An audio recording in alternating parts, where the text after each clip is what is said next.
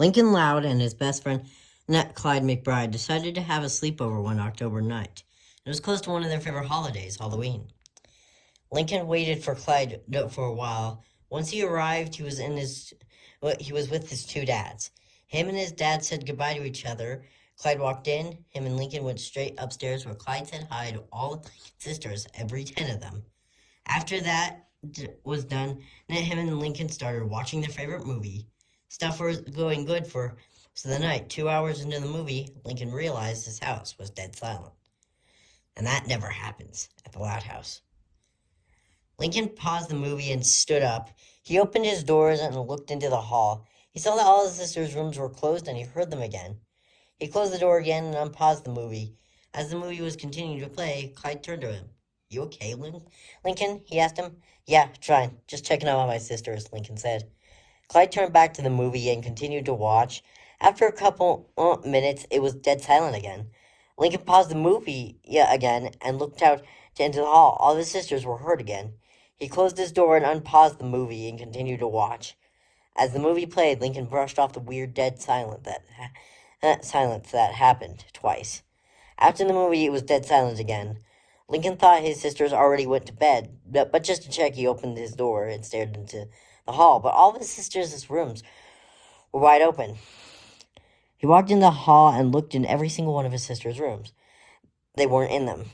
He then thought one of his sisters, Luann, was playing a prank on him and called out to her. No response. He was freaked out at the moment. He decided to look around his sisters' rooms. He started with his younger sisters, Lisa and Lily's room. He found nothing in there. Nothing in there. They weren't in there. He went to the next room of his two younger sisters, Lana and Lola. He didn't find them in their room either. He checked every single room, and the sisters weren't in there. There was no sign of them. He thought they left and didn't tell him or Clyde, but even when they were not home, it was still loud. He didn't know what happened to his sisters. He decided to ask his parents what happened, but when he walked downstairs and into his parents' room, they weren't there either. He stood in the living room thinking what could have happened to his family. Just then, he felt breathing down his neck. He slowly turned to see a man, maybe in his late 30s, early 40s. He had a butcher knife and had a crazy wide-eyed smile. Lincoln ran past him and back up to his room. Once he was in, he shut his door and held it close.